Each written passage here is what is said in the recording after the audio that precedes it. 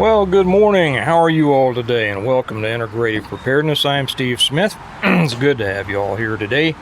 A special welcome to all the new people, all the new subscribers. If you're watching and you haven't subscribed, make sure that you do hit the bell, whatever it is. Hey, give me a thumbs up if you like it. You know, I don't come on here like somebody and say, subscribe, hit the thumbs up. Hey, do what you want to do, but make sure that you subscribe if you want to, because if you don't, you won't get, messages of when I put up a new one. And feel free to comment. Now, along those lines, I should say this. This is not a normal preparedness channel. This is a channel for thoughtful people, for polite people, for nice people. That doesn't mean that everybody has to agree on everything. What it does mean is that it's for people who have been raised right. I'm a big believer in the courtesies, and who understand, the importance of courtesy and being polite and being able to express yourself in a in a rational, reasonable way, and sharing your opinions. And as long as you're along those lines, everything is cool. Occasionally I do knock people out of here because they're just rude. They haven't learned how to act. This is just a warning. I'll tell you one the other day. Imagine if you will, and all of our normal viewers are laughing right now. Imagine, if you will, that you have come into my home. Because that's what I consider this channel to be. It's my channel, so it's my home. By the way, did I tell you we're going to talk about where to move for SHTF? That's right. And it's response to a question that I got, a comment that I got, and I think it's a great question. So we're going to talk about that in a moment. Somebody came on, and be forewarned, I drink coffee. I drink coffee when I make the videos because I have a chance to sit down and relax. And when I drink coffee, I have a tendency, and I don't know why, it must be something physiological. So don't make fun of the disabled, something that I tend to gulp loudly. Okay, watch.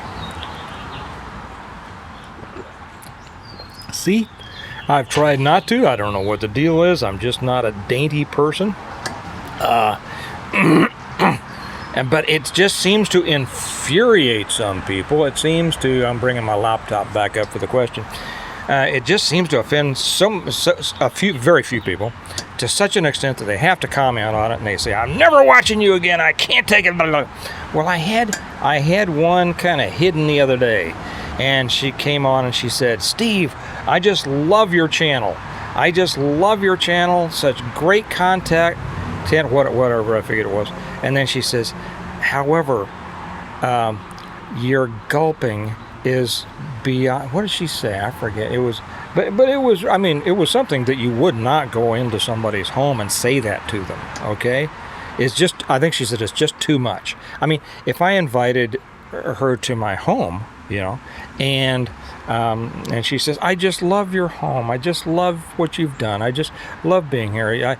I enjoy talking to you so much. However, the way you drink your coffee is just too much. Can you imagine anybody saying that? I've said this before. What's going to get most people killed in SHTF is their rudeness.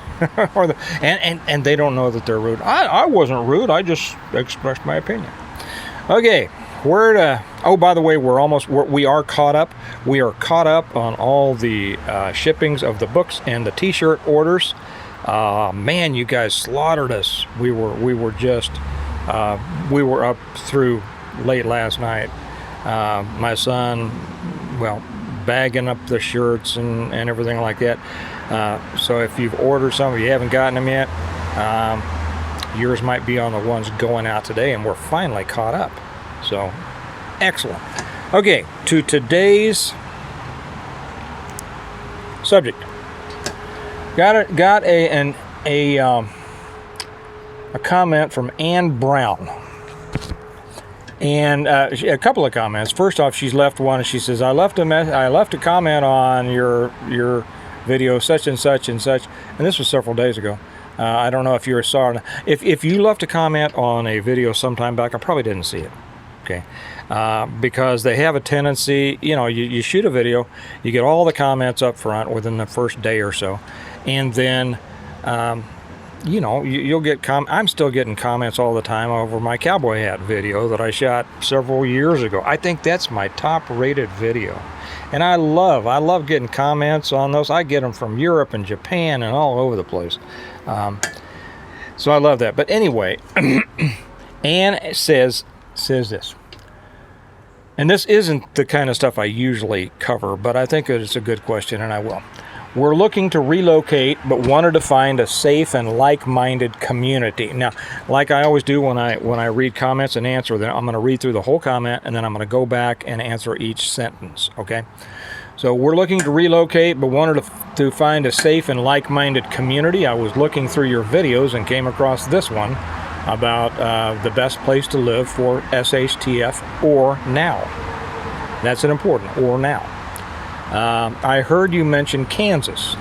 What's your sea level in your area? So I started seeing where she was going with that, right? I asked because I've listened to retired Colonel John Moore in the past. I heard you mention the Ozarks, which Colonel Moore speaks of, but the property can get to be very expensive. Even though we're located in a small town, from all that I've seen, we need to be much higher than where we're located now. Okay, boy, that's a great question, and I've never really covered in detail what I think the best parts of the country to BR, and we'll see how deeply I get into it. Let's just see how this goes, shall we? Okay, we're looking to relocate, but wanted to find a safe and like-minded community. Okay, there's the first problem. Safe. Everybody talks about how the cities are so dangerous right now, and a lot of YouTube channels keep on pounding this. Cities are unsafe. The cities have been, comparatively less safe for violent crime than small towns historically. But if you break it down, remember, I've been a big city cop, and I have been a deputy sheriff, and I've been a small town marshal, so I know of what I speak, okay? And the crimes that we worked in the country and the small towns, I mean, they were, in many cases, way worse than in the city. It doesn't mean that more people don't get killed in the city, but the idea that the outside of the city, I mean the country and the rural areas, is so much safer, no, it's not. And I'm going to make one of these days, and I just got too much to do, about how actually country life, rural life, small town life can be more dangerous than big city life per capita, okay? Right now. So when you're looking for a safe and like-minded community, you got two things going on there. Safe, questionable, Every little town has got their buffoons. Every one. And in a small town, you're much more apt to run into them on a daily basis at the store, at the truck stop, at the Casey's, or whatever, just driving down Main Street or going through that one stoplight in town. You're more apt to run into them. And today, I mean, in the old days, it was crank and booze mainly, and now it's meth. So, you have a much greater chance of running across these asshats on a daily basis in a small town, really, than you do in the suburbs, or in many cases, even in the city. I know many people won't believe that, but that's because they don't know. Okay, the people who have a tendency, who have well, I'm not going to get into that because I don't want to offend anybody. That's not my purpose here. Like-minded. Okay, well, there's your next big hurdle. Like-minded, just because you move into a small community, a smaller town, or a new area, or the country, like-minded, boy, that's a big if. Okay, first off, don't assume that everybody out there in the country is self-sustaining. They're not. Most of them aren't. Most of them have a job in town, or if they do have a big garden, it's not really enough to sustain themselves if everything fell apart. Now, it doesn't mean that they wouldn't be able to increase that and do much better because they have the practice behind them. And if they have a small hobby farm and they've got everything they need, and they got some goats and a cow and and a couple of horses and chickens and stuff like that, well, they're going to be in good shape. But whether they're going to accept you, that's the thing. Cities and suburbs are so much friendlier than small towns. In the country. It's just the truth. I know all this stuff about, the small towns are so friendly and everything like that. I could tell you stories about that I won't get into, but people in small towns and in rural areas tend not to look approvingly at people who move into their area. Okay, it's the old settlers immigrant mindset. So, the idea that you're going to move into a place that's safe and like-minded, I don't know. Don't depend on that. Don't depend on moving into an already established like-minded community and being accepted. Okay, most of the people in the country are not preppers, just like most of the people in the city and suburbs. Okay, so unless you are going to an area, and I mention him often just because I think his way works so well for his way, and that's Joe Fox over on Viking Preparedness. But their community, the Shofarians, they are their core is their belief, okay, their religious belief, and if you share that, that is a great place to go, okay. But if you're just going into a community, you're not going to find that solidarity in most small communities. If you go to a small town, join a church. The first thing to do, join a church. You're going to find people there that think like you, and you are going to find some people who don't. Okay, if you want to know the secrets of Aunt Sally, hang around a small town long enough, and you're going to know all of her secrets. And everybody's going to know all of yours. And if they don't know them, they'll make some up and they'll enjoy talking about it. The dangers of a small community, seriously.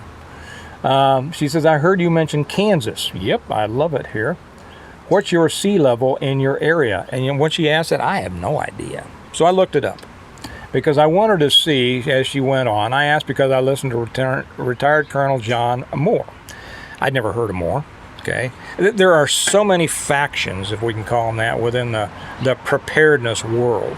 A lot of people tend to think that the things that they are tuned into is everything, when it's just a really small sliver. And there are so many other areas out there that people are into. I've been involved in preparedness for 40 years, and still I get people, coming on with comments often that say, are you familiar with such and such? No, I never heard of them. Okay. Doesn't mean they're wrong. I don't know anything about them. Doesn't mean that I would disagree with them if I did know it. I'm just not familiar with them. And there you go. Okay. So I looked up John Moore. I see he's a retired Army, retired detective, police detective, and I see that and I couldn't find much on him, but apparently his main thing is polar shifts and rising sea levels and things like that. Okay, so that's not something that I really get into very much because I've heard this stuff. When I was young, we were warned and we were all scared to death when we were in elementary school about the coming ice age. Okay, and pretty soon, oh no, it's not an ice age. The glaciers are melting.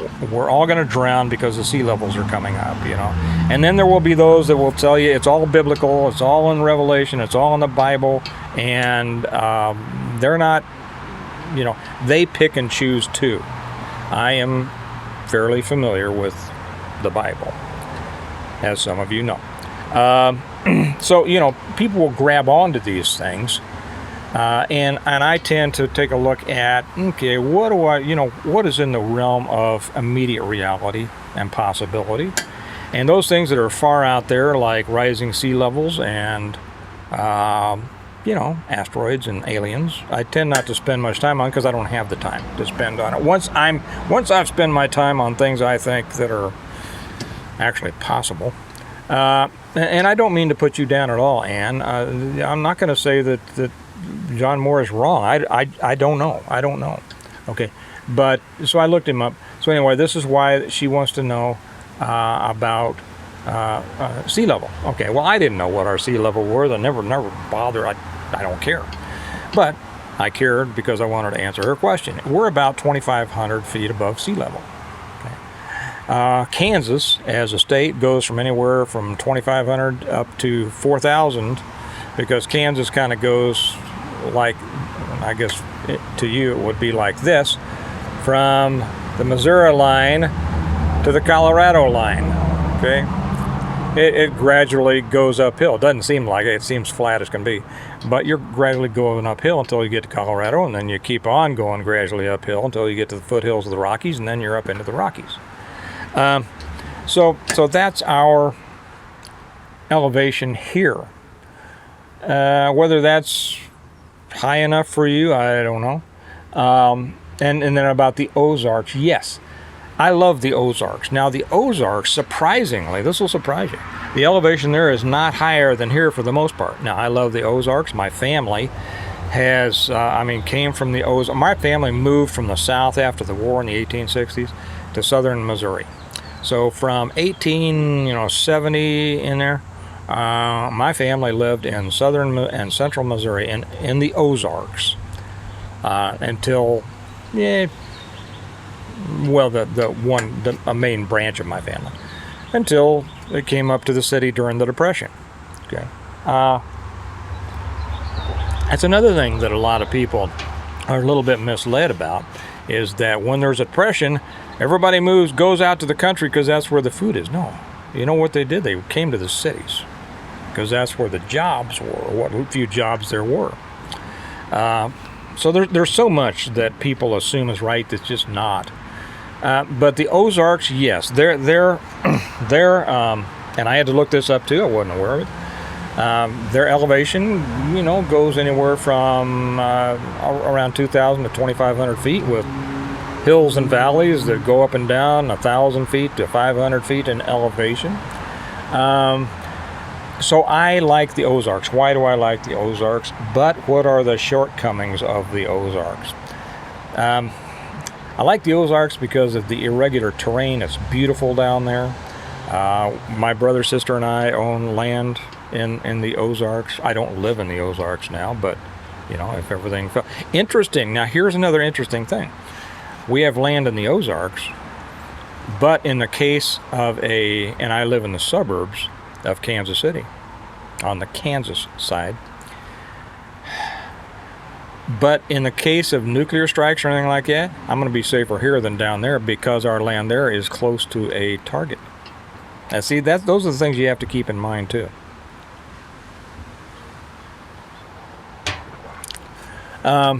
So it's great down there.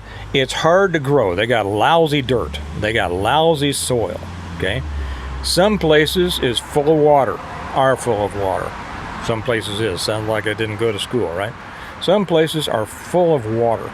There are places in the Ozarks that if you walk too hard, you'll bust water to the top. Not really, but it seemed like it. There are places in the Ozarks you can drill a lot before you hit water. And water is one of your main considerations. Can property get expensive? Well, it depends on where you look and what kind of property you're looking for. I always suggest a good mixture of open area and wooded area for planting and grazing, and then fuel and building materials, and water. The one thing you want is what they call live water. A spring is the absolute best. Next to a spring, and a spring-filled pond, you can't beat it. There are some areas we have spring on ours. If you, there are places that have several springs feeding a small tributary toward a creek, whatever. Running water that can't be shut off from you. Second to a spring would be a nice, high volume creek or creek if you are down in the Ozarks. Here, you say property can get very expensive. Very expensive, that's relative. I mean, very expensive for one is just expensive to another and doable for somebody else. It's worth it. If you're looking for a place to go, tick off the things that you want. And the Ozarks has a fairly long growing season. Like I said, it's got lousy soil. You gotta do a lot. Up here in eastern Kansas, we have soil that, if a seed falls out of your pocket, it'll grow you something. In some areas we have a lot of clay, but you can deal with that. Which is why I like it here. I don't want to get off this. So again, expensive, it depends on what you're after. You can start off fairly inexpensive, but what I would say is that don't compromise on the mixture of land, and you want some acres. You don't have to have 200 acres. You can have 15-20 acres, but you want water, and you want mixed use. You want woods and open areas.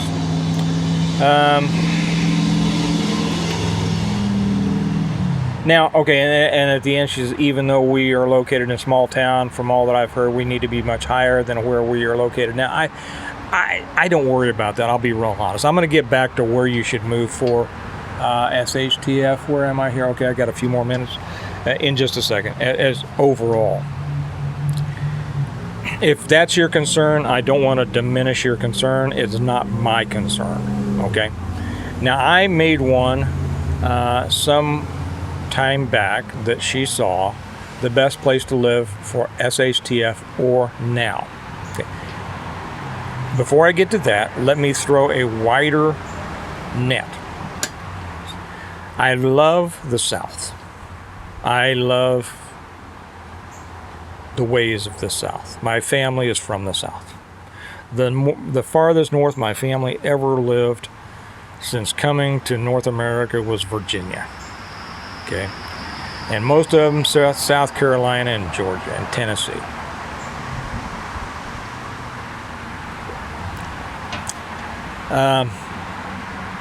But it's too dense for, as far as I'm concerned, for a real SHTF. East of the Mississippi, the population density is much higher than west of the Mississippi. Now, the population density also is much higher in Missouri than it is in Kansas.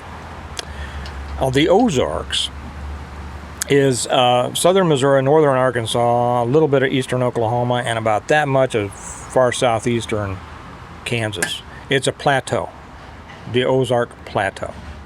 People think of it as mountains or hills. People in Colorado said those ain't mountains. But it's uneven terrain. Once you get outside of that, once you get north of the Ozarks in Missouri, the ground is much more fertile. North of the Missouri River, the Missouri River goes across Missouri from, let's see, which is your side. Okay, this is from Kansas City, kind of down like this to St. Louis. And above that, and from what I understand, it was had because of glacier activity many moons ago. The soil north of that is much better than the soil south of that. When you get over into Kansas, there are areas over here that are of such deep clay you could dig a hole, light a fire to it, and you've got a bowl. But then there are great areas. That's why Kansas, was always thought of the breadbasket, of the country for a long time. I don't know whether it still is or not. The density of people is a lot less. It lends itself to farming better. It lends itself to ranching better, but that's on a larger scale. For the scale of the average person, you're going to be able to find plenty of places in Missouri or in the Ozarks with 10, 15, 20 acres, 40 acres that are going to suit your purposes just fine. Again, in the Ozarks, now here's something interesting a lot of people don't realize. Ozarks is in the Missouri state. Missouri was split during the Civil War, so-called Civil War. It wasn't a civil war, I always have to say that. But during that war, Missouri was a border state, and was Kansas. Kansas was a free state. Missouri was a slave state. In Missouri, there were two governments, actually. There was a Union government, a federal government, and there was a Confederate government. And Missouri people, if you want to know about Missouri people, watch The Outlaw Josie Wales. Okay? In one of my books, somebody says, what's the difference between Missourians and Kansans? And I said, and in many cases, I'll tell you, I get along, in many cases, much better with Missourians than Kansas. Maybe it's just the way I am. I say, Kansans are like a rattlesnakes. If you don't bother them, they, for the most part, won't bother you. And they'll give you warning before they do. Missourians are like cottonmouths, water moccasins. They'll just watch and smile until they figure it's time, and then they will go at you. And they are not, because of that border mentality, because of that split mentality that's been going on since the 1860s, Missourians tend to be very, very suspicious of outsiders and strangers. Kansas is different. It really is a different attitude. So once you get out here, it's great.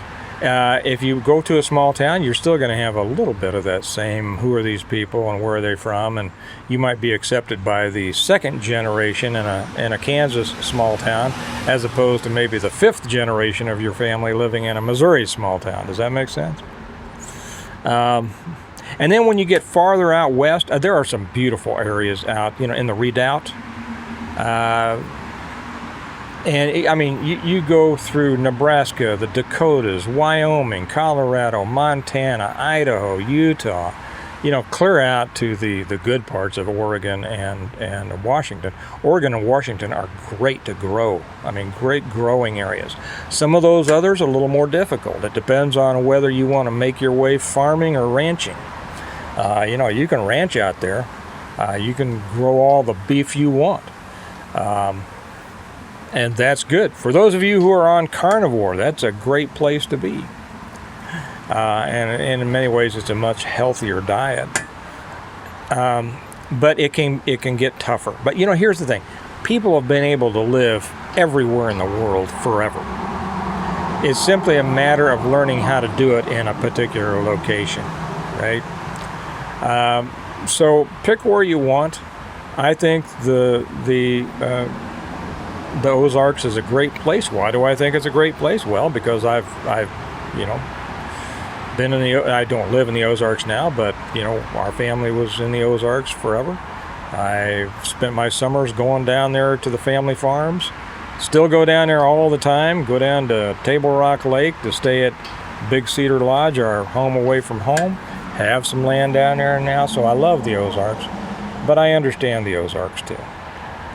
And Kansas or Oklahoma, great states. I didn't get into where is, and I don't have time on this one. I didn't get into where is a best place to be right now, but I think that I already answered that in the best place to live for SHTF or now. Just go back and look at that. And I had so many people argue with me on that because people tend to get upset if you tell them that you prefer something different than they prefer. I don't care where you live. I don't care. If you like it over there, good. But I do have experience in all these places, so that's why I feel fairly able to express an opinion.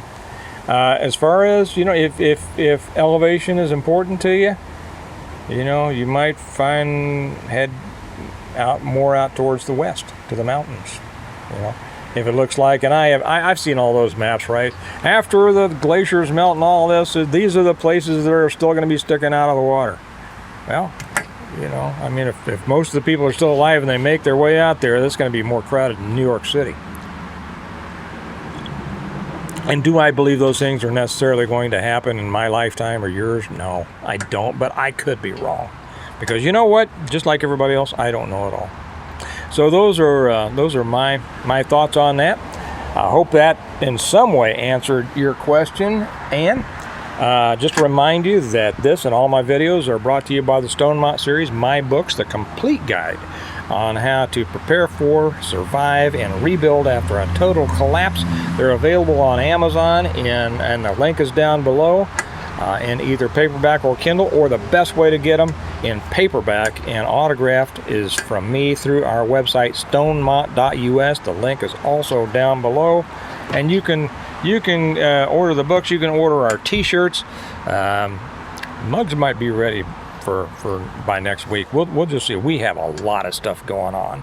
The Stonemont community, the Stonemont world is growing by leaps and bounds. It is just amazing to me, and I want to thank you all for. And by the way, I have another surprise. You'll probably see it in the next couple of videos. Hondo Bob sent me something that remember my lanterns?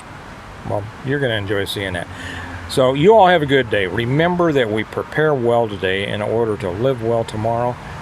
Get out there and prepare well today so you can live well tomorrow, whether that means moving someplace or just improving your preps. And I'll see you tomorrow. Bye-bye.